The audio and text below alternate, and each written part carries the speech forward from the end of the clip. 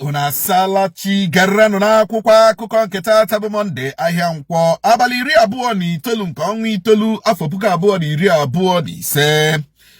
Ndị Naịjirịa achịliela aka elu nyefezi onwe ha n'aka ndị obu egbe bandit ka Bulama Bukati kwuru bụ akụkọ anyị hụrụ n'akwụkwọ akụkọ Daily Post.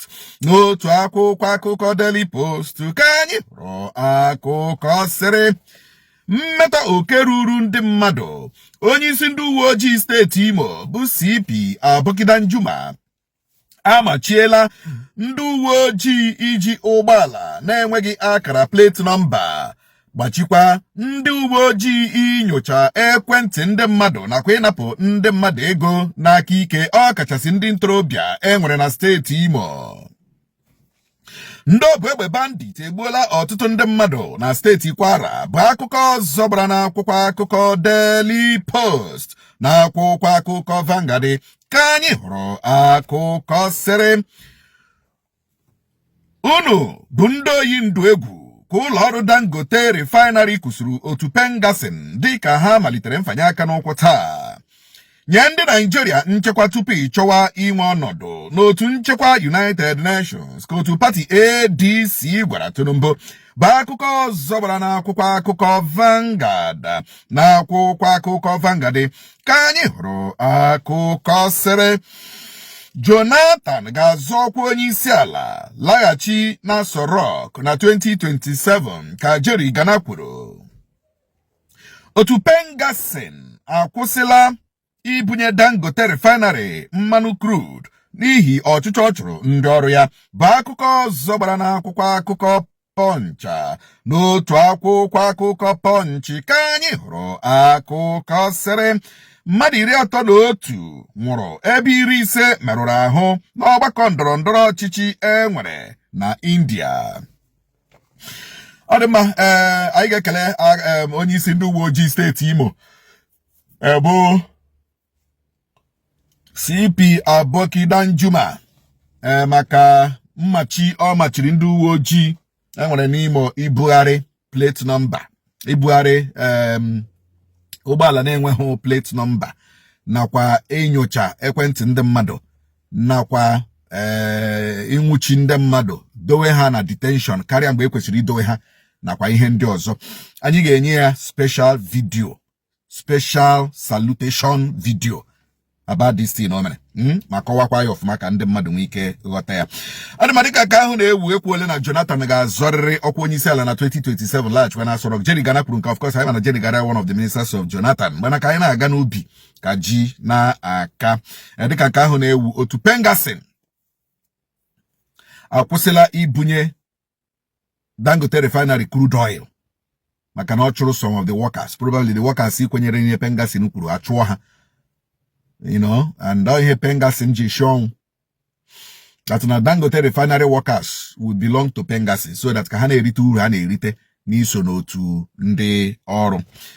Ọ dị mma, gaa ka ị gbara akwụkwọ kaadị ADC na wọdụ gị tupu ọnwa Disemba afọ a, ka otu pati ADC na Adamawa gwara Atiku na Babaki Lawal bụ akụkọ ọzọ gbara n'akwụkwọ akụkọ Punch.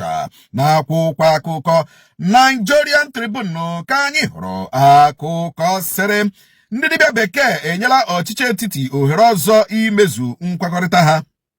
Ndị omeiwu ụlọ nzukọ steeti Rivers ha na Nwike na-arụkọ abịaghị ụka ịtụ mmamma Fubara haziri maka independensi bụ akụkọ ọzọ gbara n'akwụkwọ akụkọ Nigerian Tribune. N'otu akwụkwọ akụkọ Nigerian Tribune ka anyị hụrụ akụkọ sịrị Obi ga-ekwu maọbụ ADC ka ọ ga-anọ ma emechaa ntụliaka elu gọvanọ steeti Anambra. Otu ndị ọrụ TUC chọrọ ka Dangote refinery kpọghachi ndị ọrụ ya ọ chụrụ achụ maọbụ ha ga-mfanye aka n'ụkwụ bụ akụkọ ọzọ gbara n'akwụkwọ akụkọ The Nation. N'otu akwụkwọ akụkọ The Nation ka anyị hụrụ akụkọ sịrị mba China amaala onye bụburu minista okwu ọrụ ugbo dị n'aka na mba ahụ ikpe ọnwụ maka mpụ.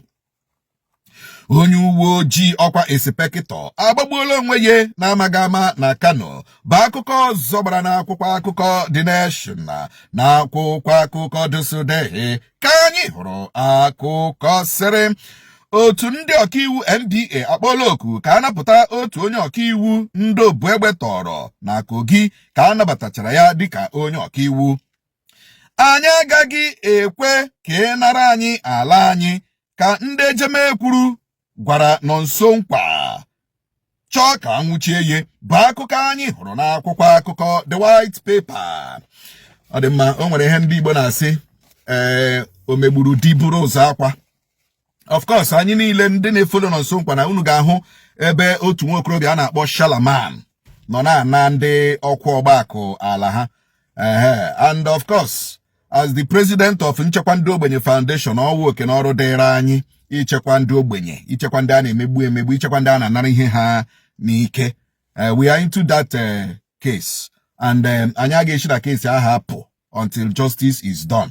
So Shalaman na ndị otie na-akọ inyo Nonso Nkwa bịara just ma hapụchara m ụmụnọha, hapụcha ụmụnọha n'ushi ụmụnọha bịawa ejebe ekwurube ịzụ ala. We'll also make a video about that. Ọ dị dịka ka ahụ na-ewu otu jikọtara ndị ọrụ TUC achọọla ka Dangote kpọghachi ndị ọrụ ya ọ chụrụ achụ maọbụ ha ga mfanye aka n'ụkwụ.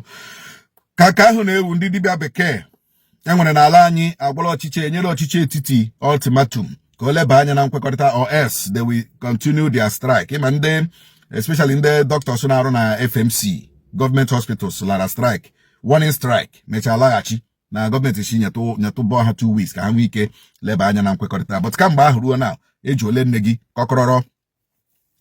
Adịmadịka nke ahụ na-ewu mba China amaala otu onye bụbụrụ minista na mba ahụ, minista okwu ọrụ ugbo dị n'aka na mba ahụ, ikpe ọnwụ. Ọwụ na o gburu mmadụ bọtọ maka corruption. Indirectly, corruption o perpetuatiri mgbe ọ nọ as minister for agriculture mere some people ji nwụọ n'agụrụ. Ihe ji maa ya ikpe ọnwụ because o nwere ndị nwụrụ because of his policies, because of ego ndị oriri as minister of agriculture. We can improve the agriculture of that country. We can ime ka ndị nwụrụ hapụ enwu, maybe akọpụtakwa ụmụ nri ndị mmadụ enwe ihe ha ga-eri, but because of corruption o perpetuatiri mgbe ọ commissioner minister for agriculture, ndị mmadụ anwụọ n'ihi policies ya, n'ihi na ọ kpachiri ego. Ọ ga-anwụ. That is how a country works, and that is how corruption dies in a country. Ndị chọrọ ka ọ wụrụ eziokwu na a na-ebuso mpụ agha. Ọ dị ebe a ka anyị na-apịkọta kpamkpa bio anyị na akwụkwọ akọbịa arịga kpọmkwem na Nonso Nkwa Chiwo, chebere na Nonso Nkwa Chiwo na TikTok, na official Nonso Nkwa TV na YouTube. Ka chim na-efe gaa n'ihu gọjibọla m nnọkọ bọchịta gajibọla anyị niile siriri werere.